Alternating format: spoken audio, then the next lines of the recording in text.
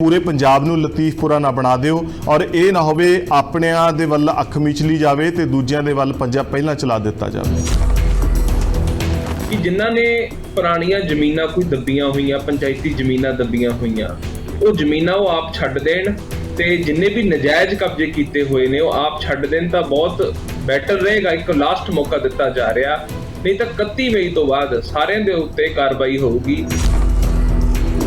लोग है जिन्हां दे कोल सिर्फ ते सिर्फ उही जमीन है, चाहे उन्होंने तुसी नजायज़ कह लो जाए जिस तरीके नाल भी वो सालां बद्धी दहाकियां बद्धी बैठे आ ते अपने रोज़मर्रा दा जीवन गुजारा बसर करन दे लई उसे दे उत्ते डिपेंडेंट है कि वो सारे इक्को रस्से नाल बन के देखे जाणगे। मैनूं इस गल तो कहण तो कोई गुरेज नहीं, लोग भावें उन्होंने जो मर्जी कही जाण। बहुत सारे पंजाब दे विच अजिहे डेरे ने जिन्हां ने नजायज़ कब्जे कीते होए आ। ਅੱਖ ਥੋੜੀ ਜੀ ਉਧਰ ਵੀ ਮਾਰ ਲਿਓ। ਜਿਵੇਂ ਅਸੀਂ ਪਿਛਲੇ ਸਮੇਂ ਦੇ ਵਿੱਚ ਦੇਖਿਆ, ਪਹਿਲਾਂ ਤਾਂ ਅਸੀਂ ਕਬਜ਼ੇ ਸ਼ੁਰੂ ਕਰਤੇ, ਫਟਾਫਟ ਅਸੀਂ ਬਲਡੋਜ਼ਰ ਲੈ ਕੇ ਚਲੇ ਗਏ, ਹੁਣ ਅਸੀਂ ਟਾਈਮ ਦੇਣ ਲੱਗ ਗਏ। ਮੈਨੂੰ ਤਾਂ ਪਹਿਲਾਂ ਇਹ ਪਾਲਿਸੀ ਨਹੀਂ ਸਮਝ ਆਈ, ਜਦੋਂ ਸਰਕਾਰ ਆਈ ਉਦੋਂ ਬੜੀ ਕਾਹਲੀ 'ਚ ਸੀ, ਉਹ ਤਾਂ ਬਲਡੋਜ਼ਰ ਲੈ ਕੇ ਚਲੇ ਗਏ। ਮੇਰੇ ਕਹਿਣ ਦਾ ਮਤਲਬ ਹੈ ਬਸ ਇੱਕ ਫੋਟੋ ਆਪਸ ਵਾਸਤੇ ਉਹਦੇ ਵਾਸਤੇ ਨਾ ਕਰੀਏ, ਚੰਗੀ ਗੱਲ ਹੈ ਉਹ ਛੜਾਈਏ। ਔਰ ਮੈਂ ਤਾਂ ਇੱਕ ਗੱਲ ਨਵੀਂ ਅੱਜ ਆਈ ਹੈ ਜਿਹੜੀ ਡੋਮੇਨ ਦੇ ਵਿੱਚ, ਜਿਹੜੀ ਕਿ ਸਾਡੇ ਆਮ ਆਦਮੀ ਪਾਰਟੀ ਦੇ ਬੁਲਾਰਾ ਸਾਹਿਬ ਨੇ ਕਹੀ ਆ ਮਿਊਨਿਸਪੈਲਿਟੀਆਂ ਦੀ। ਮੇਰੇ ਖਿਆਲ 'ਚ ਮਿਊਨਿਸਪੈਲਿਟੀਆਂ ਵੱਲ ਤਾਂ ਹਜੇ ਝਾਕੇ ਵੀ ਨਹੀਂ, ਝਾਕਣਾ ਚਾਹੀਦਾ। ਇਹ ਜਿਹੜਾ ਸਫਾਇਆ ਵਾ ਘੱਟੋ ਘੱਟ ਇਹਨਾਂ ਨੂੰ ਆਪਣੇ ਘਰ ਤੋਂ ਸ਼ੁਰੂਆਤ ਕਰਨੀ ਚਾਹੀਦੀ ਆ।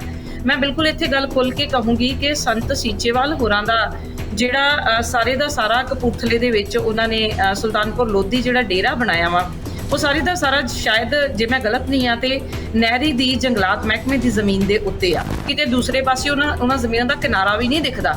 ਔਰ ਫਿਰ ਉੱਥੇ ਕੀ ਹੁੰਦਾ ਹੈ, ਜਿਹੜੀ ਬਿਜਲੀ ਫ੍ਰੀ ਜਾਂਦੀ ਆ, ਫਿਰ ਉਹ ਏਕੜਾਂ ਦੀਆਂ ਏਕੜ ਜ਼ਮੀਨਾਂ ਜਿਹੜੀਆਂ ਨੇ ਉਹਨਾਂ ਲੋਕਾਂ ਨੂੰ ਬਿਜਲੀ ਫ੍ਰੀ ਜਾਂਦੀਆਂ ਨੇ, ਜਿਹੜੀਆਂ ਕਿ ਉਹ ਸ਼ਾਮਲਾਟੀ ਜ਼ਮੀਨਾਂ ਦੀਆਂ ਹੀ ਜਿਹੜੀਆਂ ਉਹ ਧਿਰਾਂ ਹੁੰਦੀਆਂ ਨੇ। ਬਾਕੀ ਅਗਰ ਅਸੀਂ ਲਤੀਫਪੁਰਾ ਬਣਾਉਣ ਦੇ ਵਿੱਚ ਖੁਸ਼ੀ ਮਹਿਸੂਸ ਕਰਦੇ ਹਾਂ ਜਾਂ ਕਹਿੰਦੇ ਆ ਕਿ ਅਸੀਂ ਕਬਜ਼ਾਧਾਰੀ ਉਹ ਲੋਕ ਜਿਹੜੇ ਛੋਟੇ ਬੇਜ਼ਮੀਨੇ ਲੋਕ ਸੀ, ਜਿਹੜੇ ਕਰਜ਼ੇ ਨਾਲ ਆਲਰੇਡੀ ਫਾਹੇ ਦੇ ਕੇ ਸਾਡਾ ਫਾਹੇ ਲੈ ਕੇ ਸਾਡਾ ਕਿਸਾਨ ਮਰਦਾ ਪਿਆ ਸੀ, ਜਦੋਂ ਉਜਾੜੇ ਕੇ ਆਏ ਨੇ ਇਹ ਲੋਕ ਔਰ ਇਹਨਾਂ ਨੂੰ ਅਗਰ ਜ਼ਮੀਨਾਂ ਸਰਕਾਰਾਂ ਨੇ ਦਿੱਤੀਆਂ ਨੇ ਤੇ ਉਹਨਾਂ ਐਕਟ ਦੇ ਵੱਲ ਧਿਆਨ ਦੇਣਾ ਬਹੁਤ ਜ਼ਰੂਰੀ ਆ ਕਿ ਕਿਹੜੇ ਐਕਟ ਦੇ ਤਹਿਤ ਜ਼ਮੀਨਾਂ ਇਹਨਾਂ ਲੋਕਾਂ ਨੂੰ ਦਿੱਤੀਆਂ ਗਈਆਂ ਸੀ। ਇਹ ਜਾਣ ਕੇ ਇਸ ਚੀਜ਼ ਨੂੰ ਉਲਝਾ ਰਹੇ ਨੇ ਵਿੱਚ ਕਿਸਾਨਾਂ ਦੇ ਮੁੱਦੇ ਦੇ ਨਾਲ ਇਲੀਗਲ ਜ਼ਮੀਨਾਂ ਨੂੰ। ਪੰਜਾਬ ਦਾ ਕਿਸਾਨ ਇੰਨਾ ਕੋਈ ਬੇਗੈਰਤ ਕਿਸਾਨ ਨਹੀਂ ਹੈਗਾ ਕਿ ਉਹ ਇਲੀਗਲ ਜ਼ਮੀਨਾਂ ਦੇ ਉੱਤੇ ਕਿਸਾਨੀ ਕਰੇਗਾ। ਉਸ ਜ਼ਮੀਨ ਨੂੰ ਨਹੀਂ ਛੇੜਿਆ ਜਾ ਰਿਹਾ, ਇਹ ਇਲੀਗਲ ਜ਼ਮੀਨ ਦੀ ਗੱਲ ਕੀਤੀ ਜਾ ਰਹੀ ਹੈ ਜਿੱਥੇ ਨਜਾਇਜ਼ ਕਬਜ਼ੇ ਨੇ, ਜਿਹੜੇ ਲੋਕ ਓਨਰ ਨਹੀਂ ਹੈਗੇ, ਜਿਹੜੇ ਲੋਕ ਓਨਰ ਨੇ ਉਹਨਾਂ ਨੂੰ ਨਹੀਂ ਛੇੜਿਆ ਜਾ ਰਿਹਾ। ਤੁਸੀਂ ਕਹਿੰਦੇ ਆ ਕਿ ਕਿਸਾਨਾਂ ਨੂੰ ਬੀਜੇਪੀ ਨੂੰ ਕਿਸਾਨਾਂ ਦਾ ਪਤਾ ਹੀ ਨਹੀਂ ਆ। ਜੇ ਬੀਜੇਪੀ ਨੂੰ ਕਿਸਾਨਾਂ ਦਾ ਪਤਾ ਨਹੀਂ ਹੈਗਾ ਤੇ ਤੁਸੀਂ ਉਹ ਸਾਰਾ ਅਗਰ ਭਾਰਤ ਚਲਾਉਣ ਦੇ ਨੇ ਤੇ ਤੁਸੀਂ ਅੱਜ ਪੁੱਠੇ ਸਿੱਧੇ ਫੈਸਲੇ ਲੈ ਰਹੇ ਹੋ ਪੰਜਾਬ ਦੇ ਵਿੱਚ। ਤੁਸੀਂ ਕਿਸਾਨਾਂ ਨੂੰ ਜਾ ਕੇ ਪੁੱਛ ਕੇ ਤਾਂ ਵੇਖੋ ਕਿ ਉਹਨਾਂ ਦੇ ਦਿਲ ਤੇ ਬੀਤ ਕੀ ਰਹੀ ਆ। ਇਹ ਕਹਿੰਦੇ ਲੈਂਡ ਰਿਫਾਰਮ ਪਹਿਲਾਂ ਕਹਿੰਦੇ ਕਿਸੇ ਨੇ ਕੀਤੇ ਹੀ ਨਹੀਂ, ਫਿਰ ਕਹਿੰਦੇ ਜਿਨ੍ਹਾਂ ਨੂੰ ਲੈਂਡ ਰਿਫਾਰਮ 'ਚ ਜ਼ਮੀਨਾਂ ਮਿਲੀਆਂ ਨੇ, ਮੀਨਸ ਮੈਂ ਇਹ ਤਾਂ ਇਹਨਾਂ ਦੀ ਗੱਲ ਨਾਲ ਸਹਿਮਤ ਹੋ ਸਕਦਾ ਹੈ ਛੋਟੇ ਵੀਰ ਦੀ ਨਾਲ ਵੀ ਲੈਂਡ ਰਿਫਾਰਮ 'ਚ ਕਿਤੇ ਨਾ ਕਿਤੇ ਨੁਕਸ ਰਿਹਾ ਆਊਗਾ ਲਾਗੂ ਕਰਨ 'ਚ, ਮੈਂ ਤਾਂ ਮੰਨ ਸਕਦਾ, ਪਰ ਇਹ ਤਾਂ ਕਿਤੇ ਲੈਂਡ ਰਿਫਾਰਮ ਕਿਸੇ ਨੇ ਕੀਤੇ ਹੀ ਨਹੀਂ ਹੁਣ ਤੱਕ। सत श्री अकाल, तुसीं वेख रहे हो रोजाना स्पोक्समैन दी स्पोक्समैन डिबेट च नवजोत सिंह ढालीवाल वालों स्वागत है। गल करांगे सरकार दे उस बेले पंजे दी जिहड़ा नजायज उसारियां दे उत्ते चलण वाला है।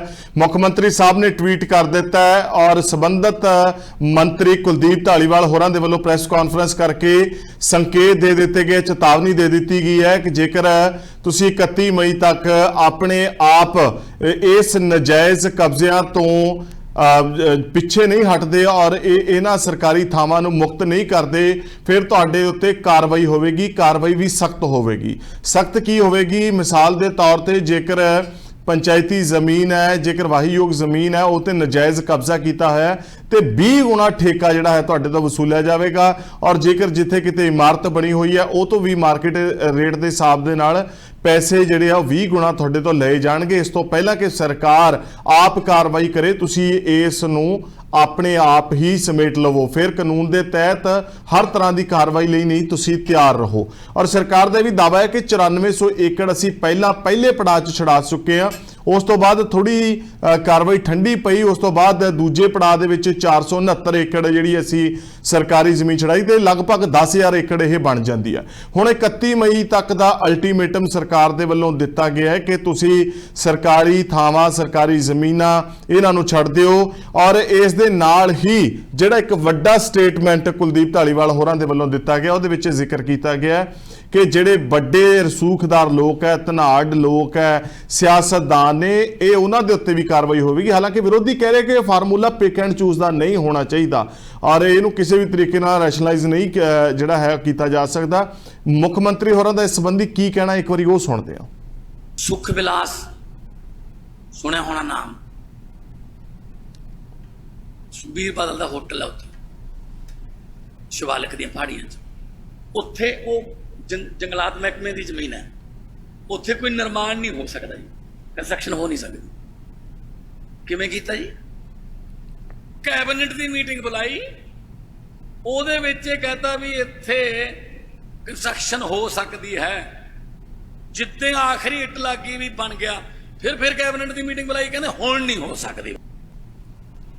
ਸੋ ਮੁੱਖ ਮੰਤਰੀ ਸਾਹਿਬ ਦੱਸ ਰਹੇ ਸੀ ਸਾਬਕਾ ਉਪ ਮੁੱਖ ਮੰਤਰੀ ਤੇ ਹੋਮ ਮਿਨਿਸਟਰ ਰਹੇ ਸੁਖਬੀਰ ਬਾਦਲ ਹੋਰਾਂ ਦੇ ਉਸ 5-17 ਹੋਟਲ ਦੀ ਕਿ ਕਿਵੇਂ ਜਿਹੜਾ ਉਹ ਨਜਾਇਜ਼ ਬਣਿਆ।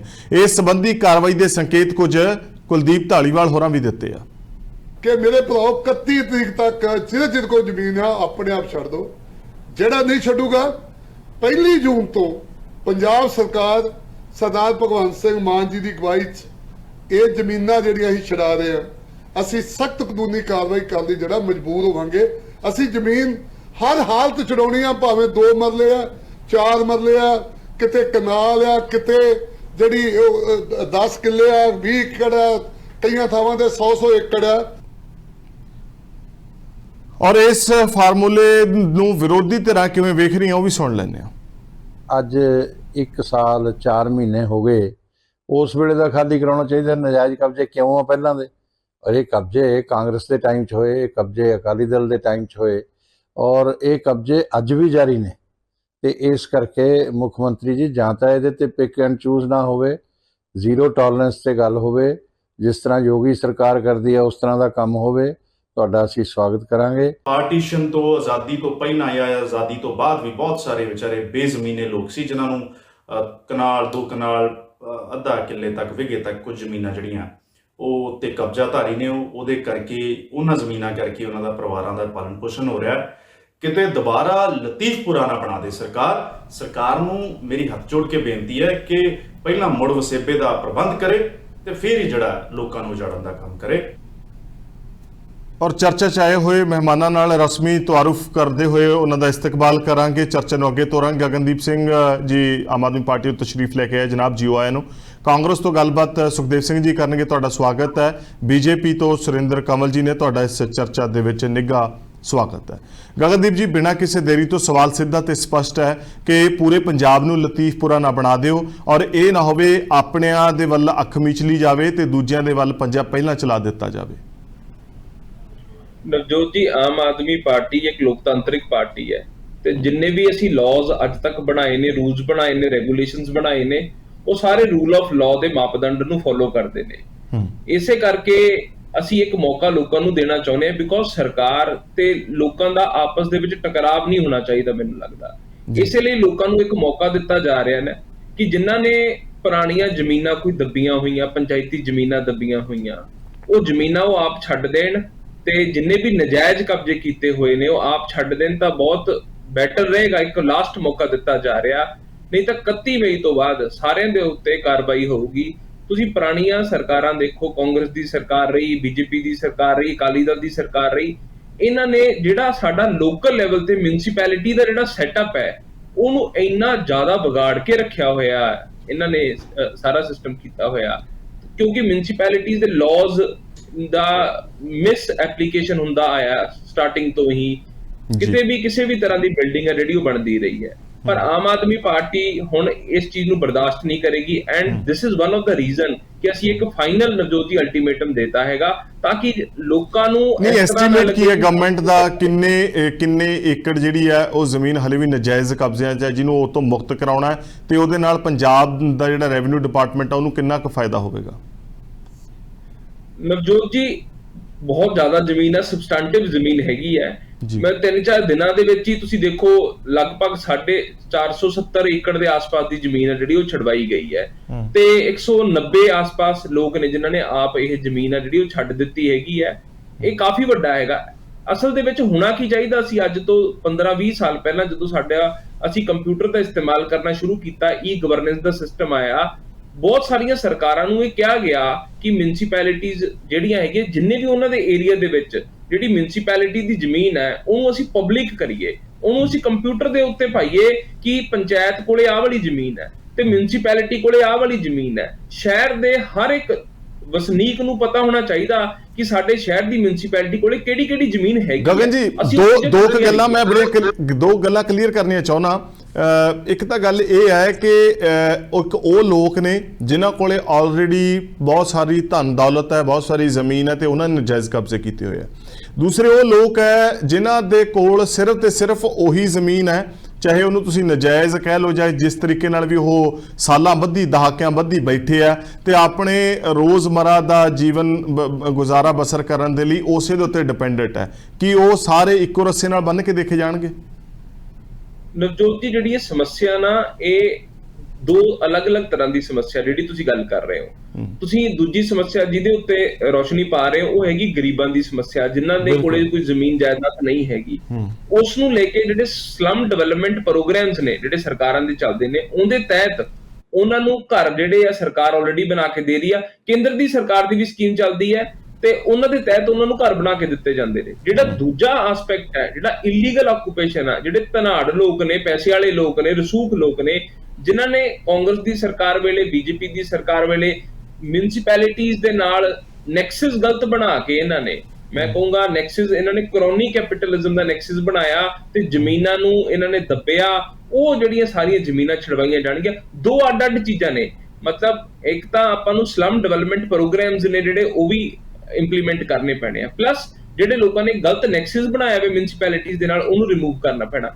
ਐਂਡ ਸਾਰੀ ਮਿਊਨਿਸਪੈਲਿਟੀ ਆਫੀਸ਼ੀਅਲਸ ਵੀ they should also be made accountable। ਪੁਰਾਣੀਆਂ ਬਹੁਤ ਸਾਰਿਆਂ ਦੇ ਖਿਲਾਫ ਹੁਣ ਵਿਜੀਲੈਂਸ ਦੇ ਵਿੱਚ ਪਰਚੇ ਹੋ ਰਹੇ ਨੇ ਆਲਰੇਡੀ। ਤੁਸੀਂ, ਮੈਂ ਜ਼ੀਰਕਪੁਰ ਦਾ ਰਹਿਣ ਵਾਲਾ, ਇੱਥੇ ਜ਼ੀਰਕਪੁਰ ਦੇ ਵਿੱਚ ਐਗਜ਼ੈਕਟਿਵ ਆਫੀਸਰ ਸੀਗੇ, ਉਹਨਾਂ ਦੇ ਖਿਲਾਫ ਪਰਚਾ ਹੋਇਆ, ਫਿਰ ਉਹ ਹੁਣ ਜੇਲ੍ਹ ਦੇ ਵਿੱਚ ਨੇ ਆਲਰੇਡੀ।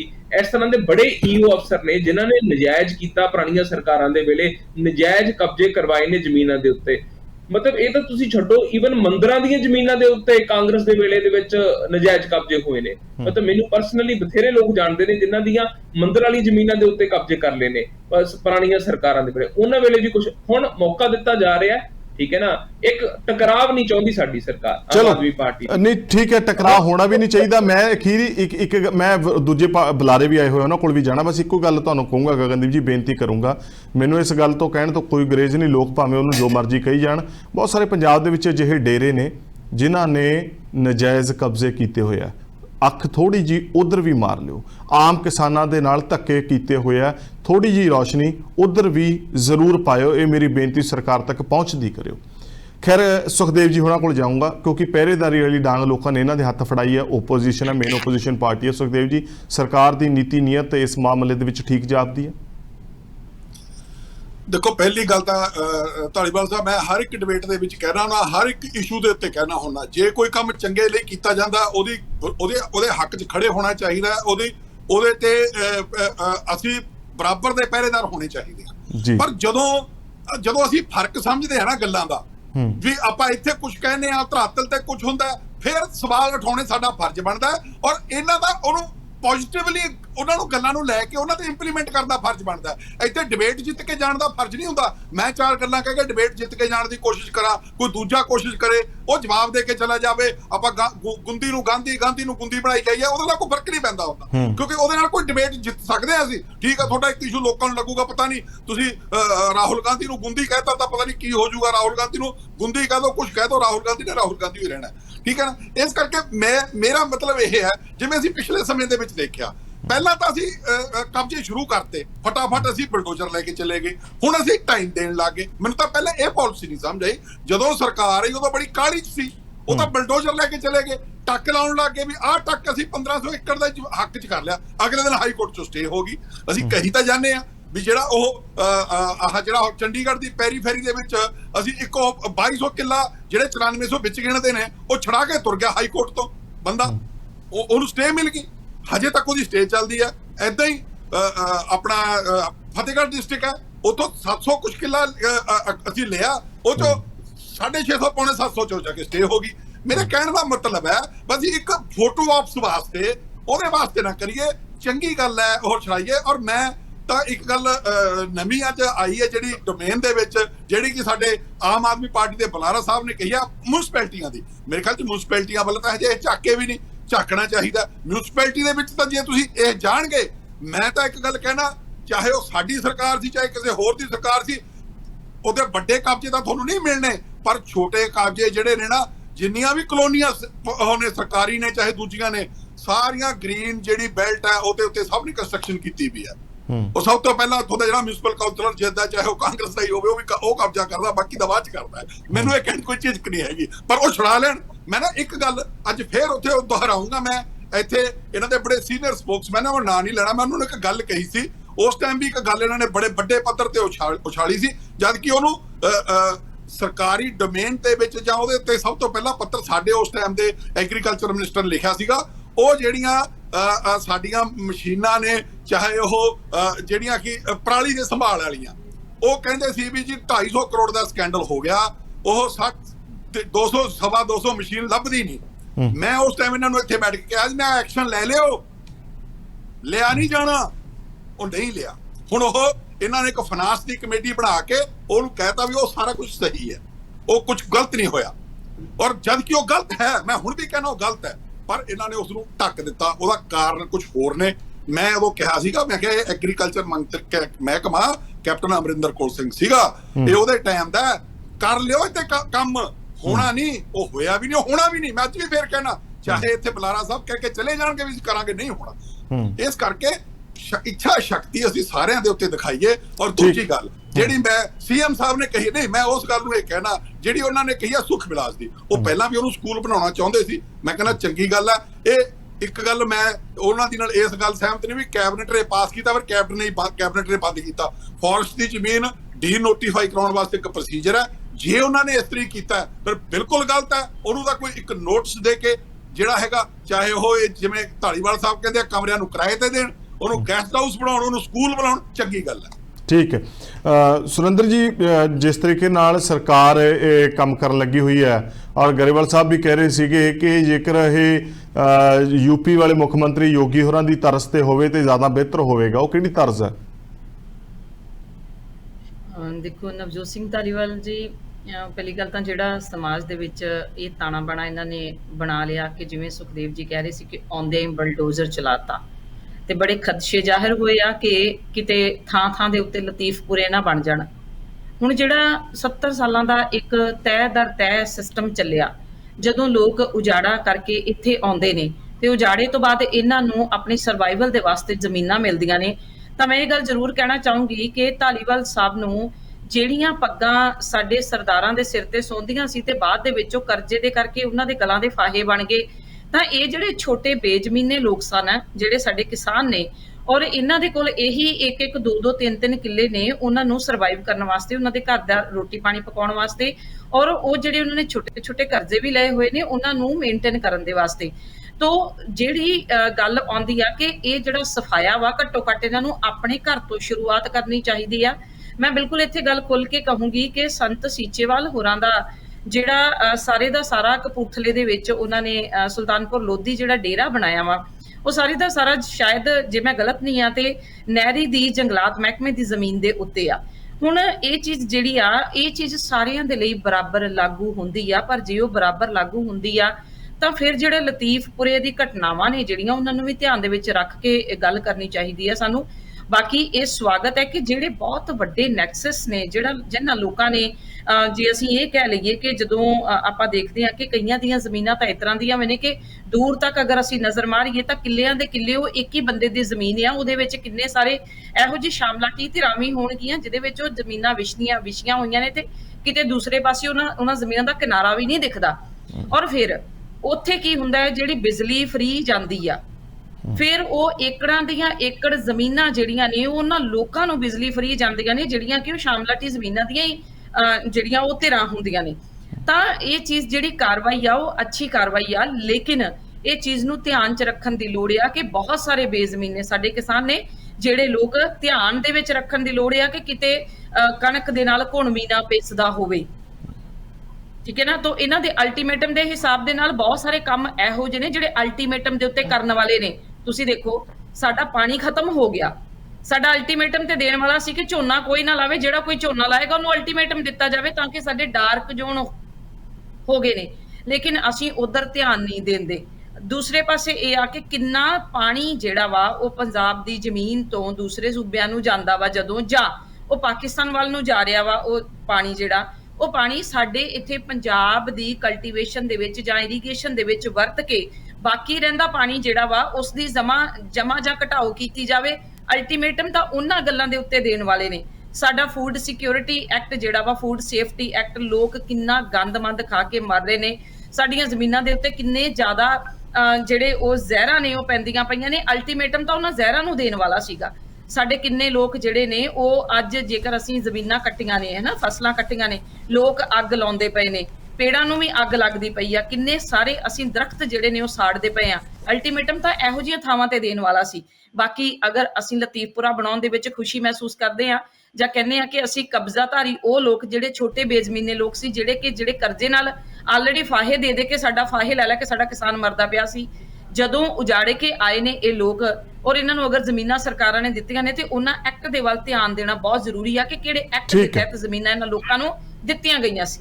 ਠੀਕ ਹੈ ਗਗਨਦੀਪ ਜੀ, ਜਿਹੜੇ ਤੁਹਾਡੇ ਕੋ ਪੈਨਲਿਸਟ ਦੇ ਓਪੋਜੀਸ਼ਨ ਦੇ ਸਵਾਲ ਸੰਸੇ ਆ, ਮੈਂ ਉਮੀਦ ਕਰਾਂਗਾ ਇਹਨਾਂ ਨੂੰ ਜ਼ਰੂਰ ਧਿਆਨ 'ਚ ਰੱਖਿਆ ਹੋਊਗਾ। ਤੇ ਇੱਕ ਜਿਹੜੀ ਗੱਲ ਹੈ ਕਿ ਸ਼ੁਰੂਆਤ ਜਿਹੜੀ ਆ ਘਰ ਤੋਂ ਕੀਤੀ ਜਾਵੇ। ਜੀ ਪਹਿਲਾਂ ਤਾਂ ਜਿਹੜੇ ਸਵਾਲ ਉਠਾਏ ਨੇ ਭਾਜਪਾ ਜੀ ਦੇ ਸਪੋਕਸਪਰਸਨ ਇਹਨਾਂ ਨੂੰ ਮੈਨੂੰ ਲੱਗਦਾ ਕਾਫੀ ਚੀਜ਼ਾਂ ਦੇ ਉੱਤੇ ਕਲੈਰਿਟੀ ਹੈ ਨਹੀਂ। ਇਹ ਫੂਡ ਸਿਕਿਉਰਿਟੀ ਐਕਟ ਦੀ ਗੱਲ ਕਰਦੇ ਨੇ, ਪਹਿਲਾਂ ਇਹਨਾਂ ਨੂੰ ਪਤਾ ਹੀ ਨਹੀਂ ਫੂਡ ਸਿਕਿਉਰਿਟੀ ਐਕਟ ਹੈ ਕਿ ਫੂਡ ਸੇਫਟੀ ਐਕਟ ਹੈ। ਉਹਦੇ ਵਿੱਚ ਜਿਹੜਾ ਵੀ ਅਨਾਜ ਆਉਂਦਾ ਹੈਗਾ, ਠੀਕ ਹੈ ਨਾ, ਉਹਦੇ ਅਨਾਜ ਦੇ ਵਿੱਚ that is a central scheme and that is sponsored by them। And ਬਾਕੀ ਗੱਲ ਰਹੀ ਇਸ ਮੁੱਦੇ ਨੂੰ ਉਲਝਾਉਣ ਦੀ, ਇਹ ਇਹਨਾਂ ਨੂੰ ਕਿਸਾਨਾਂ ਦੇ ਨਾਲ ਇਸ ਮੁੱਦੇ ਨੂੰ ਉਲਝਾਉਣਾ ਨਹੀਂ ਚਾਹੀਦਾ। That is all together different thing. ਸਾਡੇ ਪੰਜਾਬ ਦੇ ਕਿਸਾਨਾਂ ਦੇ ਵਿੱਚ ਬੜੀ ਗੈਰਤ ਹੈ। ਇੱਕ ਮਿੰਟ ਹੁਣ ਵਿੱਚ ਨਹੀਂ ਬੋਲਣਾ, ਹੁਣ ਸੁਣ ਲਓ, ਵਿੱਚ ਨਹੀਂ ਬੋਲਣਾ ਪਲੀਜ਼। ਮੈਂ ਤੁਹਾਡੇ ਵਿੱਚ ਬੋਲਿਆ ਨਹੀਂ, ਹੁਣ ਵਿੱਚ ਨਹੀਂ ਬੋਲਣਾ, ਠੀਕ ਹੈ ਨਾ। ਜਾਂ ਤੁਹਾਨੂੰ ਡਿਬੇਟ ਕਰਨੀ ਨਹੀਂ ਆਉਂਦੀ, ਜੇ ਕਰਨੀ ਆਉਂਦੀ ਪਹਿਲਾਂ ਜਵਾਬ ਸੁਣੋ, ਵਿੱਚ ਬੋਲਿਆ ਨਹੀਂ ਹੈ। ਸੈਕੰਡਲੀ ਬਹੁਤ ਇੰਪੋਰਟੈਂਟ ਗੱਲ ਹੈ ਡਾਇਵਰਸੀਫਿਕੇਸ਼ਨ ਆਫ ਐਗਰੀਕਲਚਰ ਦੀ। ਇਹ ਜਾਣ ਕੇ ਇਸ ਚੀਜ਼ ਨੂੰ ਉਲਝਾ ਰਹੇ ਨੇ ਵਿੱਚ ਕਿਸਾਨਾਂ ਦੇ ਮੁੱਦੇ ਦੇ ਨਾਲ ਇਲੀਗਲ ਜ਼ਮੀਨਾਂ ਨੂੰ। ਪੰਜਾਬ ਦਾ ਕਿਸਾਨ ਇੰਨਾ ਕੋਈ ਬੇਗੈਰਤ ਕਿਸਾਨ ਨਹੀਂ ਹੈਗਾ ਕਿ ਉਹ ਇਲੀਗਲ ਜ਼ਮੀਨਾਂ ਦੇ ਉੱਤੇ ਕਿਸਾਨੀ ਕਰੇਗਾ। ਚਾਹੇ ਤਾਂ ਕਾਂਗਰਸ ਦੀ ਸਰਕਾਰ ਰਹੀ ਹੈ, ਚਾਹੇ ਬੀਜੇਪੀ ਦੀ ਸਰਕਾਰ ਰਹੀ ਹੈ, ਇਹਨਾਂ ਨੇ ਲੈਂਡ ਰਿਫਾਰਮਸ ਬਿਲਕੁਲ ਵੀ ਇੰਟਰੋਡਿਊਸ ਨਹੀਂ ਕੀਤੇ ਸਹੀ ਢੰਗ ਦੇ ਨਾਲ। ਤੁਸੀਂ ਪੰਜਾਬ ਦੇ ਵਿੱਚ ਜਦੋਂ ਵੀ ਕਿਸੇ ਤੋਂ ਜ਼ਮੀਨ ਛੜਾਈ ਜਾਂਦੀ ਹੈ, ਕਹਿੰਦੇ ਕਿ ਸੁਖਦੇਵ ਸਿੰਘ ਜੀ ਕਹਿੰਦੇ ਨੇ ਉਹ ਅਦਾਲਤਾਂ ਦੇ ਵਿੱਚ ਚਲੇ ਜਾਂਦੇ ਨੇ। ਅਦਾਲਤ ਦਾ ਸਹਾਰਾ ਸ਼ੁਰੂ ਤੋਂ ਲੈਂਦੇ ਆਏ ਨੇ ਲੋਕ। ਜਦੋਂ ਕਾਂਗਰਸ ਨੇ ਲੈਂਡ ਰਿਫਾਰਮਸ ਇੰਟਰੋਡਿਊਸ ਕਰੇ ਸੀ, ਉਦੋਂ ਗੋਲਕਨਾਥ ਕੇਸ ਰਿਹਾ, ਠੀਕ ਹੈ ਨਾ, ਬੜਾ ਇੰਪੋਰਟੈਂਟ ਕੇਸ ਹੈ ਸੁਪਰੀਮ ਕੋਰਟ ਦੇ ਵਿੱਚ। ਉਹਦੇ ਉਸ ਜ਼ਮੀਨ ਨੂੰ, ਜਲੰਧਰ ਦਾ ਹੀ ਕੇਸ ਹੈ, ਉਸ ਜ਼ਮੀਨ ਨੂੰ ਵੀ ਬਚਾਉਣ ਦੀ ਖਾਤਰ ਉਹ ਕੋਰਟ ਦਾ ਦਰਵਾਜ਼ਾ ਉਹਨਾਂ ਨੇ ਖਟਖਟਾਇਆ। ਇਹ ਹਮੇਸ਼ਾ ਹੀ ਆਦਤ ਰਹੀ ਹੈ ਲੋਕਾਂ ਦੀ, ਜਦੋਂ ਵੀ ਜਿਸ ਤੋਂ ਜ਼ਮੀਨ ਛਡਵਾਈ ਜਾਂਦੀ ਹੈ, ਇਹ ਐਕਚੁਅਲੀ ਦੱਸ ਕੀ ਰਹੀ ਹੈ ਇਹ ਵਾਲੀ ਚੀਜ਼ ਸਾਨੂੰ। ਇਹ ਅਸੀਂ ਐਕਸ਼ਨ ਲੈ ਰਹੇ ਹਾਂ ਤਾਂ ਹੀ ਲੋਕ ਕੋਰਟਾਂ ਦੇ ਵਿੱਚ ਭੱਜ ਰਹੇ ਨੇ। ਹੁਣ ਅਸੀਂ ਕਿਸੇ ਨੂੰ ਰੋਕ ਤਾਂ ਨਹੀਂ ਸਕਦੇ। ਨਵਜੋਤ ਜੀ ਤੁਸੀਂ ਦੱਸੋ, ਇਸ ਨੂੰ ਅਸੀਂ ਕਿਸੇ ਨੂੰ ਰੋਕ ਸਕਦੇ ਹਾਂ? ਜੇ ਅਸੀਂ ਕਿਸੇ ਤੋਂ ਜ਼ਮੀਨ ਛਡਾ ਰਹੇ ਹਾਂ, ਅਸੀਂ ਐਕਸ਼ਨ ਲੈ ਰਹੇ ਹਾਂ, ਉਹ ਕੋਰਟ ਦੇ ਵਿੱਚ ਜਾ ਕੇ ਦਰਵਾਜ਼ਾ ਖਟਖਟਾ ਦਿੰਦੇ ਆ। ਜਾਂ ਤਾਂ ਤੁਸੀਂ ਸੰਵਿਧਾਨ ਨੂੰ ਹੀ ਬਦਲ ਦਿਓ ਕਿ ਬੰਦਾ ਕੋਰਟ ਦੇ ਵਿੱਚ ਜਾ ਹੀ ਨਹੀਂ ਸਕਦਾ। ਅਸੀਂ ਰੋਕ ਨਹੀਂ ਸਕਦੇ ਕਿਸੇ ਨੂੰ ਕੋਰਟ ਦੇ ਵਿੱਚ ਜਾਣ ਵਾਸਤੇ, ਬਟ ਸਾਡੀ ਜਿਹੜੀ ਨੀਅਤ ਹੈ, ਸਾਡੀ ਜਿਹੜੀ ਇੰਟੈਂਸ਼ਨ ਹੈ, ਉਹ 100% ਕਲੀਅਰ ਹੈ। ਤੇ ਪੰਜਾਬ ਦੇ ਕਿਸਾਨ ਨੂੰ ਜਿਹੜੀ ਜ਼ਮੀਨਾਂ ਮਿਲੀਆਂ ਨੇ, ਮਤਲਬ ਲੈਂਡ ਰਿਫਾਰਮਸ ਦੇ ਤਹਿਤ ਮਿਲੀਆਂ, ਉਹ ਨਹੀਂ ਅਸੀਂ ਛਡਵਾ ਰਹੇ। We are talking about illegal lands. ਮੈਂ ਸਾਰੇ ਦਰਸ਼ਕਾਂ ਨੂੰ ਕਹੂੰਗਾ ਇਸ ਡਿਬੇਟ ਨੂੰ ਇਸ ਅੱਡ ਡਾਇਰੈਕਸ਼ਨ ਦੇ ਵਿੱਚ ਲੈ ਕੇ ਜਾਣ ਦੀ ਕੋਸ਼ਿਸ਼ ਕਰਨਗੇ ਬੀਜੇਪੀ ਵਾਲੇ, ਕਿਉਂਕਿ ਬੀਜੇਪੀ ਨੂੰ ਤਾਂ ਅੰਡਰਸਟੈਂਡਿੰਗ ਹੈ ਹੀ ਨਹੀਂ ਕਿਸਾਨ ਦੀ ਤੇ ਫਾਰਮਰ ਕੀ ਚੀਜ਼ ਆ, ਕਿੰਨੀ ਇੰਪੋਰਟੈਂਸ ਆ ਸਾਡੇ ਲਈ, ਸਾਡੇ ਕਿਸਾਨ ਭਰਾਵਾਂ ਦੀ। ਉਸ ਜ਼ਮੀਨ ਨੂੰ ਨਹੀਂ ਛੇੜਿਆ ਜਾ ਰਿਹਾ, ਇਹ ਇਲੀਗਲ ਜ਼ਮੀਨ ਦੀ ਗੱਲ ਕੀਤੀ ਜਾ ਰਹੀ ਹੈ ਜਿੱਥੇ ਨਜਾਇਜ਼ ਕਬਜ਼ੇ ਨੇ, ਜਿਹੜੇ ਲੋਕ ਓਨਰ ਨਹੀਂ ਹੈਗੇ, ਜਿਹੜੇ ਲੋਕ ਓਨਰ ਨੇ ਉਹਨਾਂ ਨੂੰ ਨਹੀਂ ਛੇੜਿਆ ਜਾ ਰਿਹਾ। ਪਲੱਸ ਜਿਹੜੇ ਭਰਾਵਾਂ ਕੋਲੇ, ਗਰੀਬ ਭਰਾਵਾਂ ਕੋਲੇ ਸਾਡੇ ਜ਼ਮੀਨ ਨਹੀਂ ਹੈਗੀ, ਕਿਤੇ ਸਲਮਸ ਬਣ ਗਏ ਨੇ, ਤੇ ਉਹਨਾਂ ਦੀ ਰੀਹੈਬਿਲਿਟੇਸ਼ਨ ਐਂਡ ਰੀਸੈਟਲਮੈਂਟ ਵਾਸਤੇ ਪੰਜਾਬ ਸਰਕਾਰ ਹਮੇਸ਼ਾ ਕਦਮ ਚੁੱਕਦੀ ਆਈ ਹੈ ਤੇ ਚੁੱਕਦੀ ਰਹੇਗੀ। ਉਹਦੇ ਲਈ ਮਲਟੀਪਲ ਸਕੀਮਸ ਨੇ ਆਲਰੇਡੀ ਚੱਲ ਰਹੀਆਂ ਨੇ। ਬਸ ਮੈਂ ਇਹੀ ਜਵਾਬ ਦੇਣਾ ਚਾਹੁੰਦਾ ਸੀ। ਠੀਕ ਹੈ, ਹਾਂਜੀ ਹੁਣ ਤੁਸੀਂ ਰੱਖ ਲਓ ਸੁਰਿੰਦਰ ਜੀ ਆਪਣੀ ਗੱਲ। ਜੀ, ਮੈਂ ਇੱਕ ਗੱਲ ਇੱਥੇ ਇਹਨਾਂ ਨੂੰ ਇਹ ਕਹਿਣਾ ਚਾਹੁੰਦੀ ਆ ਕਿ ਗਗਨਦੀਪ ਜੀ, ਇੱਕ ਤਾਂ ਇਹਨਾਂ ਦੀ ਭਾਸ਼ਾ ਇੰਨੀ ਰੂਡ ਐਂਡ ਮਤਲਬ ਵਲਗਰ ਟਾਈਪ ਦੀ, ਉਹ ਅੱਛੀ ਨਹੀਂ ਲੱਗਦੀ। ਚਲੋ ਉਹ ਉਹਨਾਂ ਦਾ ਆਪਣਾ ਇੱਕ ਹੈਗਾ ਵੀ ਜਿੰਨੀ ਕੁ ਸਾਡੇ ਅੰਦਰ ਹੋਊਗਾ ਆਪਾਂ ਉਸ ਤਰ੍ਹਾਂ ਹੀ ਬੋਲਣਾ। ਦੂਸਰੀ ਗੱਲ ਇਹ ਆ, ਮੈਂ ਇੱਥੇ ਇੱਕ ਧਿਆਨ ਦੇਣਾ ਚਾਹੁੰਦੀ ਆ ਮੇਰੇ ਵੀਰ, ਤੁਸੀਂ ਕਹਿੰਦੇ ਆ ਕਿ ਲੋਕਾਂ ਦੀ ਤੇ ਇਹ ਆਦਤ ਆ, ਇਹ ਉਹੀ ਲੋਕ ਨੇ ਜਿਨ੍ਹਾਂ ਨੇ ਸਾਨੂੰ ਵੋਟਾਂ ਪਾਈਆਂ ਸੀਗੀਆਂ ਔਰ ਅੱਜ ਅਸੀਂ ਲੋਕਾਂ ਨੂੰ ਆਦਤ ਸੁਣਾਉਣ ਲੱਗ ਗਏ ਆ। ਜੇਕਰ ਛੋਟਾ ਕਿਸਾਨ ਜਿਹੜਾ ਜਿਹਦੇ ਕੋਲ 2 ਏਕੜ ਜ਼ਮੀਨ ਵੀ ਵਕਦੀ ਪਈ ਆ ਤਾਂ ਉਹਦੇ ਕਰਜ਼ੇ ਦਾ ਵੀ ਜ਼ਰੂਰ ਧਿਆਨ ਰੱਖਿਆ ਜਾਵੇ। ਤੀਸਰੀ ਗੱਲ ਮੈਂ ਇੱਥੇ ਇਹ ਕਹਿਣਾ ਚਾਹੁੰਦੀ ਆ ਕਿ ਇਹਨਾਂ ਲੈਂਡਸ ਦੇ ਵਿੱਚ ਉਹ ਲੋਕ ਵੀ ਆਉਂਦੇ ਨੇ ਜਿਹੜੇ ਲੈਂਡ ਐਸਸੀਜ਼ ਨੂੰ ਵੀ ਦਿੱਤੀਆਂ ਗਈਆਂ ਸੀਗੀਆਂ, ਔਰ ਬਹੁਤ ਸਾਰੇ ਲੋਕ ਜਿਹੜੇ ਨੇ ਉਹ ਐਸਸੀ ਨੂੰ ਜਿਹੜਾ ਪਹਿਲਾਂ ਤਾਂ ਇਸ ਤਰ੍ਹਾਂ ਢੰਗ ਦੇ ਨਾਲ ਉਹਨਾਂ ਨੇ ਡਿਵਾਈਡ ਕੀਤਾ ਕਿ ਐਸਸੀਜ਼ ਦੀ ਜਿਹੜੀ ਉਹਨਾਂ ਸ਼ਾਮਲਾਟਾਂ ਦੇ ਵਿੱਚੋਂ ਜ਼ਮੀਨ ਜਾਂਦੀ ਸੀ ਉਹ ਕਦੀ ਉਹਨਾਂ ਨੂੰ ਦਿੱਤੀ ਨਹੀਂ ਗਈ। ਜੇਕਰ ਕਿਤੇ ਉਹਨਾਂ ਨੂੰ ਦਿੱਤੀ ਗਈ ਹੋਊਗੀ ਤੇ ਹੁਣ ਉਹੀ ਫੇਰ ਗੱਲ ਆਈ ਤੇ ਕਣਕ ਦੇ ਨਾਲ ਜੇ ਘੁਣ ਪਿਸਣ ਵਾਲੀ ਗੱਲ ਆ ਤੇ ਉਹ ਲੋਕਾਂ ਦੇ ਉੱਤੇ ਜ਼ਿਆਦਾ ਮਾਰ ਪਊਗੀ, ਕਿਉਂਕਿ ਆਲਰੇਡੀ ਉਹ ਐਸਸੀ ਕੈਟਾਗਰੀ ਦੇ ਨਾਲ ਨੇ। ਦੂਜਾ, ਜੇਕਰ ਉਹਨਾਂ ਦੇ ਕੋਲੋਂ ਫੇਰ ਇਹ ਜ਼ਮੀਨਾਂ ਵੀ ਲੈ ਲਿੱਤੀਆਂ ਜਾਂਦੀਆਂ ਨੇ ਤਾਂ ਉਹਨਾਂ ਦਾ ਤੁਸੀਂ ਦੇਖੋ ਕਿ ਉਹ ਹਾਲ ਕੀ ਹੋਏਗਾ। ਫਿਰ ਮੈਂ ਕਹੂੰਗੀ ਕਿ ਲਤੀਫਪੁਰਾ ਬਣਾਉਣਾ ਸ਼ਾਇਦ ਹੁਣ ਤੁਹਾਡੀ ਜਿਹੜੀ ਆ ਉਹ ਬਣ ਚੁੱਕੀ ਹੋਈ ਆ ਕਿ ਲੋਕਾਂ ਨੂੰ ਪਹਿਲਾਂ ਉਹਨਾਂ ਨੂੰ ਜਿਹੜੀ ਰੀਸੈਟਲਮੈਂਟ ਲਈ ਤਾਂ ਉਹਨਾਂ ਨੂੰ ਦੇਖਿਆ ਨਹੀਂ ਜਾਂਦਾ, ਕਿਉਂਕਿ ਦੇਖੋ ਜੇ ਸੈਂਟਰ ਗਵਰਨਮੈਂਟ ਇਹ ਚੀਜ਼ਾਂ ਦੇ ਰਹੀ ਆ, ਉਹਨਾਂ ਨੂੰ ਘਰ ਵੀ ਬਣਾ ਕੇ ਦੇ ਰਹੀ ਆ, ਤਾਂ ਉਹਨਾਂ ਨੂੰ ਕਲਟੀਵੇਸ਼ਨ ਵਾਲੀ ਜਿਹੜੀ ਲੈਂਡ ਆ ਉਹ ਤਾਂ ਉਹਨਾਂ ਨੇ ਵਿਚਾਰਿਆਂ ਨੇ ਕਿਤੋਂ ਨਹੀਂ ਨਾ ਦੇ ਦੇਣੀ। ਉਹ ਤਾਂ ਜਿਹੜੀ ਪਿੰਡਾਂ ਦੇ ਵਿੱਚ ਸ਼ਾਮਲਟ ਜ਼ਮੀਨ ਆਉਣੀ ਆ, ਜਿਹਨੂੰ ਤੁਸੀਂ ਹੁਣ ਨਜਾਇਜ਼ ਕਬਜ਼ਿਆਂ ਦੇ ਉੱਤੇ ਨਾਂ ਦੇ ਉੱਤੇ ਗੱਲ ਕਰਦੇ ਪਏ ਹੋ, ਪਰ ਬੜੇ ਇਹ ਚੀਜ਼ਾਂ ਜਿਹੜੀਆਂ ਨੇ ਇਹਨਾਂ ਗੱਲਾਂ ਦਾ ਸਵਾਗਤ ਵੀ ਆ। ਪਰ ਫਿਰ ਉਹੀ ਗੱਲ ਆ ਕਿ ਕਿਸਾਨਾਂ, ਉਹ ਛੋਟੇ ਕਿਸਾਨ ਜਿਹੜੇ ਕਰਜ਼ੇ ਦੇ ਥੱਲੇ ਦੱਬੇ ਹੋਏ ਸੀ, ਜਿਨ੍ਹਾਂ ਨੇ ਆਲਰੇਡੀ, ਤੁਸੀਂ ਕਹਿੰਦੇ ਆ ਕਿ ਕਿਸਾਨਾਂ ਨੂੰ, ਬੀਜੇਪੀ ਨੂੰ ਕਿਸਾਨਾਂ ਦਾ ਪਤਾ ਹੀ ਨਹੀਂ ਆ। ਜੇ ਬੀਜੇਪੀ ਨੂੰ ਕਿਸਾਨਾਂ ਦਾ ਪਤਾ ਨਹੀਂ ਹੈਗਾ ਤੇ ਤੁਸੀਂ ਉਹ ਸਾਰਾ ਅਗਰ ਭਾਰਤ ਚਲਾਉਣ ਦੇ ਨੇ ਤੇ ਤੁਸੀਂ ਅੱਜ ਪੁੱਠੇ ਸਿੱਧੇ ਫੈਸਲੇ ਲੈ ਰਹੇ ਹੋ ਪੰਜਾਬ ਦੇ ਵਿੱਚ। ਤੁਸੀਂ ਕਿਸਾਨਾਂ ਨੂੰ ਜਾ ਕੇ ਪੁੱਛ ਕੇ ਤਾਂ ਵੇਖੋ ਕਿ ਉਹਨਾਂ ਦੇ ਦਿਲ ਤੇ ਬੀਤ ਕੀ ਰਹੀ ਆ। ਇਹ ਚੀਜ਼ ਜਿਹੜੀ ਆ ਇਹ ਨੇੜਿਓਂ ਵੇਖਣ ਵਾਲੀ ਆ। ਠੀਕ ਆ, for the media sake it's very good, for the advertisement sake it's very good, ਪਰ ਜਦੋਂ ਤੁਸੀਂ ਕਿਸੇ ਦੀ ਆਰਥਿਕਤਾ ਦੇ ਨਾਲ ਖਿਲਵਾੜ ਕਰਦੇ ਜੇ ਫਿਰ ਉੱਥੇ ਤੁਹਾਨੂੰ ਐਕਟ ਦੇ ਨਾਲ ਵੀ ਜ਼ਰੂਰ ਦੇਖ ਲੈਣਾ ਚਾਹੀਦਾ ਕਿ ਕਿਤੇ ਲੋਕ ਉਜਾੜੇ ਵੱਲ ਤਾਂ ਨਹੀਂ ਧੱਕੇ ਜਾ ਰਹੇ। ਇਹ ਸੱਚ ਗੱਲ ਹੈ, ਇਹ ਤੁਹਾਨੂੰ ਦੇਖਣੀ ਪਏਗੀ ਇਹ ਗੱਲ। ਠੀਕ ਹੈ, ਉਹ ਤੁਹਾਡੀ ਗੱਲ ਨਾਲ ਮੇਰੇ ਖਿਆਲ ਨਾਲ ਇਤਫਾਕ ਨਹੀਂ ਰੱਖ ਰਹੇ। ਸੁਖਦੇਵ ਜੀ ਮੈਂ 1 ਮਿੰਟ ਆਉਣਾ, ਗਗਨ ਦੀ ਗੱਲਾਂ ਨਾਲ ਇਤਫਾਕ ਨਹੀਂ ਸੀ ਰੱਖ ਰਹੇ, ਉਹਨਾਂ ਦੇ ਜੈਸਚਰ ਕੁਝ ਕਹਿ ਰਹੇ ਸੀ। ਗਗਨਦੀਪ ਜੀ ਗੱਲ ਪੂਰੀ ਕਰ ਲਿਓ। ਨਵਜੋਤ ਜੀ ਇਹ ਗੱਲ ਕਰਦੇ ਨੇ ਸ਼ਡਿਊਲਡ ਕਾਸਟ ਤੇ ਸ਼ਡਿਊਲਡ ਟ੍ਰਾਈਬ ਦੇ ਵੈਲਫੇਅਰ ਦੀ। ਇਹਨਾਂ ਨੂੰ ਕਹੋ ਜਿਹੜਾ ਤੁਸੀਂ ਸ਼ਡਿਊਲਡ ਕਾਸਟ ਦਾ ਜਿਹੜਾ ਸੈਂਸਸ ਕੰਡਕਟ ਕਰਾਇਆ, social economic and caste census ਜਿਹੜਾ ਕੰਡਕਟ ਕਰਾਇਆ, ਉਹਨ ਤੇ ਕਿਉਂ ਰੋਕ ਲਾਈ ਵੀ ਹੈ ਤੁਸੀਂ? ਉਹਨੂੰ ਪਬਲਿਕ ਕਰੋ, ਉਹਨੂੰ ਪਤਾ ਲੱਗੇ ਸਾਡੇ ਦੇਸ਼ ਦੇ ਸ਼ਡਿਊਲਡ ਕਾਸਟ ਤੇ ਸ਼ਡਿਊਲਡ ਟ੍ਰਾਈਬ ਜਨਤਾ ਨੂੰ ਪਤਾ ਲੱਗੇ ਉਹਨਾਂ ਨੂੰ ਕਿ ਕਿੰਨੀ ਜਨਸੰਖਿਆ ਹੈਗੀ ਆ, ਉਸ ਹਿਸਾਬ ਦੇ ਨਾਲ ਰਿਜ਼ਰਵੇਸ਼ਨ ਦਿੱਤੀਆਂ ਜਾਣ, ਰੀਡਿਸਟ੍ਰੀਬਿਊਟ ਹੋ ਜਾਣ। ਬੀਜੇਪੀ ਦੀ ਸਰਕਾਰ ਕਿਉਂ ਨਹੀਂ ਜਿਹੜਾ social economic and caste census ਕਿਉਂ ਨਹੀਂ ਪਬਲਿਕ ਕਰ ਰਹੀ? ਕਿੰਨੀ ਦੇਰ ਹੋ ਗਈ? ਬਿਹਾਰ ਦੀ ਸਰਕਾਰ ਨੇ ਦਰਵਾਜ਼ਾ ਖਟਖਟਾਇਆ ਕੋਰਟ ਦਾ ਕਿ ਇਹਨੂੰ ਪਬਲਿਕ ਕੀਤਾ ਜਾਵੇ, ਕਿਉਂ ਨਹੀਂ ਪਬਲਿਕ ਕਰ ਰਹੇ? ਮੈਨੂੰ ਦੱਸਣ ਇਹ ਹਿੰਦੁਸਤਾਨ ਦੇ, ਮੈਂ ਕਹਿੰਦਾ ਸ਼ਡਿਊਲਡ ਕਾਸਟ ਦੀ ਗੱਲ ਕਰ ਰਹੀ ਹਾਂ, ਮੈਂ ਜਿਹੜੀ ਇੱਥੇ ਐਸਸੀ ਦੇ ਐਸਸੀ ਅਲੋਟਡ ਹੋਈਆਂ ਸੀ ਲੈਂਡ ਉਹਨਾਂ ਦੀ ਗੱਲ ਕਰ ਰਹੀ ਹਾਂ। They are basically anti reservation ਹੈ ਇਹ ਬੀਜੇਪੀ ਦੀ ਜਿਹੜੀ ਸਰਕਾਰ ਹੈ। ਇਸ ਚੀਜ਼ ਦਾ ਖਮਿਆਜਾ ਇਹਨਾਂ ਨੂੰ ਭੁਗਤਣਾ ਪੈ ਰਿਹਾ ਕਰਨਾਟਕਾ ਦੇ ਵਿੱਚ। ਕਰਨਾਟਕਾ ਦੇ ਵਿੱਚ ਕਿਸੇ ਸ਼ਡਿਊਲਡ ਕਾਸਟ ਸ਼ਡਿਊਲਡ ਟ੍ਰਾਈਬ ਨੇ ਇਹਨਾਂ ਨੂੰ ਵੋਟ ਨਹੀਂ ਪਾਈ, ਉਹ ਤੋਂ 30 ਤੋਂ 31 ਸੀਟਾਂ ਇਹ ਹਾਰ ਗਏ ਨੇ ਉੱਥੇ। ਉਹਦਾ ਕਾਰਨ ਇਹ ਹੈ ਕਿ this party is anti people, anti welfarism, anti scheduled caste, anti tribal, anti woman. ਇਸ ਗੱਲ ਵਾਲੇ ਪਾਸੇ ਨਹੀਂ ਜਾਣਾ ਚਾਹੁੰਦਾ ਮੈਂ, ਤਾਂ ਗੱਲ ਜਿਹੜੀ ਨਜਾਇਜ਼ ਕਬਜ਼ਿਆਂ ਦੀ ਉਹਦੇ ਉੱਤੇ ਫੋਕਸ ਕਰਨੀ ਚਾਹੁੰਦਾ। ਸੁਖਦੇਵ ਜੀ ਕਾਫੀ ਦੇਰ ਤੋਂ ਉਡੀਕ ਕਰ ਰਹੇ ਸੀ, ਗੱਲ ਸੁਣ ਰਹੇ। ਸੁਖਦੇਵ ਜੀ ਗੱਲ ਜਿਹੜੇ ਇਹ ਜਿਹੜੇ ਸੰਸੇ ਜਿਹੜੇ ਪ੍ਰਗਟਾਏ ਗਏ ਆ ਵੀ ਜਿਹੜੇ ਛੋਟੇ ਕਿਸਾਨ ਹੈ, ਛੋਟੇ ਜ਼ਿਮੀਂਦਾਰ ਹੈ, ਜਾਂ ਜਿਹੜੇ ਪਿਛੜੇ ਵਰਗ ਤੋਂ ਹੈ ਕਿ ਉਹ ਲੋਕ ਜਿਹੜੇ ਬੇਜ਼ਮੀਨੇ ਹੋ ਜਾਣਗੇ ਕਿਉਂਕਿ ਉਹ ਇਹਨਾਂ ਜ਼ਮੀਨਾਂ ਤੇ ਨਿਰਭਰ ਕਰਦੇ ਆ, ਕੀ ਵਾਕਈ ਅਜਿਹੀ ਕੋਈ ਗੱਲ ਹੈ ਤਾਂ ਜ਼ਰੂਰ ਕਲੀਅਰ ਕਰਿਓ। ਨਹੀਂ ਦੇਖੋ, ਮੈਂ ਇਸ ਗੱਲ ਤੇ ਮੈਂ ਤਾਂ ਥੋੜਾ ਜਿਹਾ ਡਿਫਰ ਕਰਦਾ। ਦੇਖੋ ਨਵਜੋਤ ਜੀ, ਜਿਹੜੇ ਕੋਈ ਮੈਂ ਇੱਕ ਪਹਿਲੀ ਗੱਲ ਤਾਂ ਕਲੀਅਰ ਕਰ ਦਿਆਂ ਵੀ ਜਿਹੜੇ ਮੇਰੇ ਛੋਟੇ ਵੀਰ ਨੇ ਕਿਹਾ ਨਾ, ਉਹ ਕਈ ਤਾਂ ਆਪਾਂ ਵਿਰੋਧੀ ਗੱਲਾਂ ਕਰਕੇ ਗਏ ਨੇ। ਉਹ ਕਹਿੰਦੇ ਵੀ ਕੋਰਟ 'ਚ ਤਾਂ ਜਾਣਾ ਹੀ ਹੁੰਦਾ। ਮੇਰਾ ਮਤਲਬ ਇਹ ਸੀ ਵੀ ਜੇ ਸਟੇ ਮਿਲਦੀ ਹੈ ਹਾਈ ਕੋਰਟ 'ਚੋਂ, ਉਹਦਾ ਕੋਈ ਬੇਸ ਹੁੰਦਾ, ਉਹ ਤੇ ਮਿਲਦੀ ਆ। ਹਰ ਇੱਕ ਨੂੰ ਸਟੇ ਨਹੀਂ ਮਿਲਦੀ। ਮੈਂ ਜਾ ਕੇ ਕਿਤੇ ਜ਼ਮੀਨ ਦੱਬੀ ਹੋਊਗੀ, ਮੈਨੂੰ ਨਹੀਂ ਮਿਲਣੀ ਹੈ।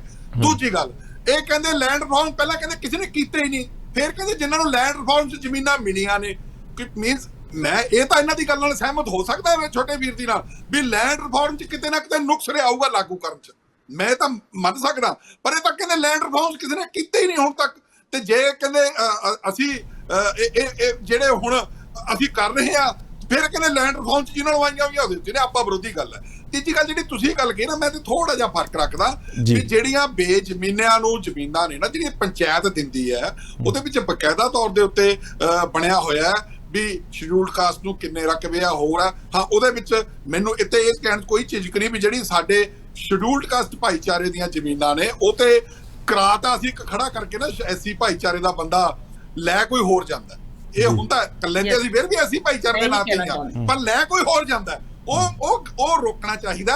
ਔਰ ਅਗਲੀ ਗੱਲ, ਮੈਂ ਤਾਂ ਇਸ ਛੋਟੇ ਵੀਰ ਨੂੰ ਇਹ ਕਹੂੰਗਾ ਵੀ ਲੈਂਡ ਰਿਫਾਰਮ ਤੇ ਭਾਈ ਜੇ ਕਿਤੇ ਨੁਕਸ ਰਹੇ ਨੇ ਉਹ ਦੂਰ ਕਰ ਲਓ। ਸਰਕਾਰ ਹੈ, ਸਰਕਾਰਾਂ ਯਾਰ ਦੂਰ ਕਰਨੀਆਂ ਹੁੰਦੀਆਂ ਨੇ। ਜੇ ਪੁਰਾਣੇ ਨੁਕਸਾਂ ਵਾਸਤੇ, ਜੇ ਪੁਰਾਣੇ ਚ ਕੋਈ ਨੁਕਸ ਰਹੇ ਨੇ ਤਾਂ ਹੀ ਤੁਹਾਨੂੰ ਵੋਟਾਂ ਪਈਆਂ ਨੇ। ਜੇ ਉਹਨਾਂ ਚ ਨੁਕਸ ਹੀ ਨਾ ਹੁੰਦੇ ਤੁਹਾਨੂੰ ਵੋਟ ਕੌਣ ਪਾਉਂਦਾ? ਇਸ ਕਰਕੇ ਇੱਕ ਗੱਲ ਮੈਂ ਮੈਡਮ ਜੀ ਦੀ ਨਾਲ ਸਹਿਮਤ ਆ ਵੀ ਘਰੋਂ ਸ਼ੁਰੂ ਕਰੀਏ। ਸੀਚੇਵਾਲ ਸਾਹਿਬ ਨੇ ਜ਼ਮੀਨ ਦੱਬੀ ਵੀ, ਉਹ ਮੰਨਿਆ ਉਹਨਾਂ ਨੇ ਔਨ ਰਿਕਾਰਡ। ਐਮਪੀ ਨੇ ਆਮ ਆਦਮੀ ਪਾਰਟੀ ਦੇ। ਅੱਛਾ ਜੀ, ਮਿੱਤਲ ਸਾਹਿਬ ਨੇ ਆਪਣੇ ਐਲਪੀਯੂ ਵਾਲੇ, ਉਹਨਾਂ ਨੇ ਦੱਬੀ ਹੋਈ ਹੈ। ਉਹਨਾਂ ਨੇ ਬਕਾਇਦਾ ਤੌਰ ਦੇ ਉੱਤੇ ਜਿਹੜੀਆਂ ਉਹ ਉੱਥੋਂ ਜਿਹੜਾ ਉਹ ਨਾਨਕਪੁਰਾ ਪਿੰਡ ਹੈ, ਉਹ 2 ਪਿੰਡਾਂ ਦੀ ਜ਼ਮੀਨ ਹੈ, ਤਬਾਦਲਾ ਉਹਨੇ ਇੱਕ ਪਿੰਡ ਦੇ ਸਰਪੰਚ ਤੋਂ ਲਿਖਾ ਕੇ ਕਰਦਾ, 2 ਪਿੰਡਾਂ ਦੀ ਉਹ ਜ਼ਮੀਨ ਹੈ।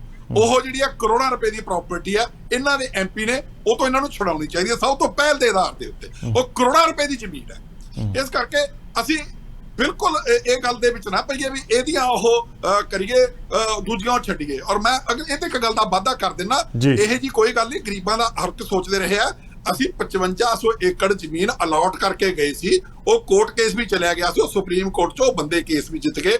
ਅਸੀਂ ਪਿਛਲੀ ਸਰਕਾਰ ਨੇ 5500 ਏਕੜ ਜਿਹੜੇ ਕਬਜ਼ਾਧਾਰੀ ਸੀ ਉਹਨਾਂ ਦੇ ਨਾਂ ਹੀ ਕੀਤੀ ਸੀ ਵੀ ਇਹ ਕਬਜ਼ਾਧਾਰੀ ਨੇ, ਇਹਨਾਂ ਦੇ ਨਾਂ ਕਰ ਦੇਣੀ ਚਾਹੀਦੀ ਹੈ। ਕਿਉਂਕਿ ਇਹ ਗੱਲ ਬਿਲਕੁਲ ਸਾਨੂੰ ਡਿਫਰੈਂਸ਼ੀਏਟ ਕਰਨੀ ਪਊਗੀ। ਇੱਕ ਕਬਜ਼ਾਧਾਰੀ ਉਹ ਹੈਗਾ ਜਿਹੜਾ 47 ਚਾੜ ਕੇ ਬੈਠ ਗਿਆ ਜਾਂ ਉਸ ਤੋਂ ਬਾਅਦ ਗਰੀਬੀ ਦੀ ਹਾਲ ਚਾੜ ਕੇ ਬੈਠ ਗਿਆ ਔਰ ਉਹ ਉਸੇ ਤੇ ਰੋਟੀ ਖਾਂਦਾ। ਉਹਨੂੰ ਸਾਨੂੰ ਡਿਫਰੈਂਸ਼ੀਏਟ ਕਰਨਾ ਪਊਗਾ। ਜੇ ਇਹ ਨਹੀਂ ਕਰਾਂਗੇ ਤਾਂ ਮੇਰੇ ਖਿਆਲ ਦੇ ਵਿੱਚ ਪਿਛਲੀਆਂ ਸਰਕਾਰਾਂ ਇਹਨਾਂ ਕਰਦੀਆਂ ਰਹੀਆਂ ਨੇ ਡਿਫਰੈਂਸ਼ੀਏਟ ਔਰ ਅਲਾਟ ਵੀ ਮੈਂ ਇੱਕ ਵਾਰ ਨਹੀਂ, ਇਹ ਬਹੁਤ ਵਾਰ ਅਲਾਟ ਹੋਈਆਂ ਨੇ ਜ਼ਮੀਨਾਂ ਜਿਹੜੀਆਂ ਦੇ ਉੱਤੇ ਕਬਜ਼ਾਧਾਰੀ ਹੈਗੇ, ਪਰ ਉਹ ਜਿਨ੍ਹਾਂ ਦੀ ਰੋਜੀ ਰੋਟੀ ਉਹਦੇ ਤੇ ਚੱਲ।